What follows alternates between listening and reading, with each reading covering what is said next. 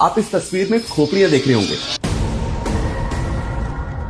हम आज तक यही सुनते आए कि राजस्थान में राजपूत औरतें जौहर करती थी, लेकिन शायद आपको पता नहीं है कि जम्मू एंड कश्मीर में राजौरी की औरतों ने भी कई हजार औरतों ने एक साथ मिलकर जौहर किया था।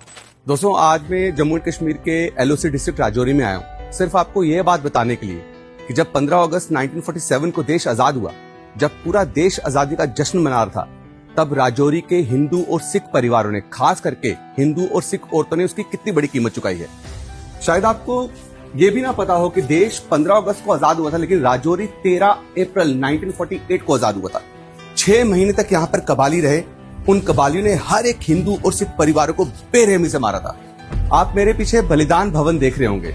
ये कब का बना हुआ है वो डेट भी लिखी हुई है, लेकिन साथ में ये जो कुआं है ना, ये कुआं आज भी उन मासूम औरतों की चीखें जो हैं इन कुएं से सुनाई देगी। और ध्यान से सुनेंगे तो हम आज तक यही सुनते आए कि राजस्थान में राजपूत औरतें जौहर करती थी, लेकिन शायद आपको पता नहीं है कि जम्मू एंड कश्मीर में राजौरी की औरतों ने भी कई हजार औरतों ने एक साथ मिलकर जौहर किया था। कबालियों से अपनी इज्जत को बचाने के लिए, अपने सेल्फ एस्टीम को बचाने के लिए उन्होंने या तो अपने आप को मार दिया, या जहर खा लिया, या इस कुएं में आके वो कूदी थी एक साथ। सबसे ज्यादा दुख और अफसोस की बात यह है कि इस इतिहास को कभी नेशनल लेवल पे लाया नहीं गया। मैं आपको एक तस्वीर दिखाता हूँ, रोंगटे खड़ी करती है। आप इस तस्वीर में खोपड़ियां देख रहे होंगे। 6 महीने तक यहाँ राजौरी में कबाली रहे थे। कबालियों ने दिवाली के दिन पर, जब लोग यहाँ पे दिवाली मना रहे थे 12 नवंबर 1947 को, तब हमला किया। सिर्फ 12 सैनिक थे यहाँ पे उन कबालियों से राजौरी को बचाने के लिए। और 6 महीने के बाद 13 अप्रैल 1948 को जब कबाली को यहाँ से हटाया गया, तो इसी जगह से जहां पे मैं खड़ा हूं खोपड़ियां उठाई गई थी। और जो खोपड़ी इकट्ठी करके आप देखिए कितनी खोपड़ी है।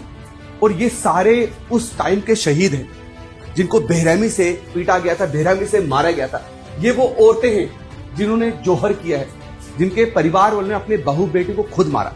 जब 12 नवंबर 1947 को राजौरी में अटैक हुआ, तो कबालियों ने पहले हिंदू और सिख परिवारों के मर्दों को इकट्ठा किया और मैदान में ले जाके खड़ा करा। वो मैदान आज एयरफील्ड है, जहां पे उन्हें बेरहमी से मारा गया।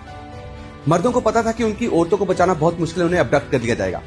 तो औरतों को या तो जो घर में पड़े हथियार थे उनसे मारा गया, या फिर जहर दिया गया। जब जहर कम पड़ गया तो सब औरतों को इकट्ठा किया गया। और जिस जगह में खड़ा हूं, यहाँ पे कुआं हुआ करता था उस वक्त, आके उन्होंने इसी जगह पर कूद कर अपनी जान दी है। इससे बड़ा जौहर कहां होगा। ये था इतना बड़ा सेक्रीफाइस हिंदू और सिख औरतों का राजौरी में। तकरीबन 20,000 हिंदू और सिख परिवारों की यहां पर कत्लेआम किया गया था। और 6 महीने के बाद 13 अप्रैल 1948 को राजौरी को ट्राइबल से मुक्त किया गया। तभी 13 अप्रैल को हर साल राजौरी डे बनाया जाता है।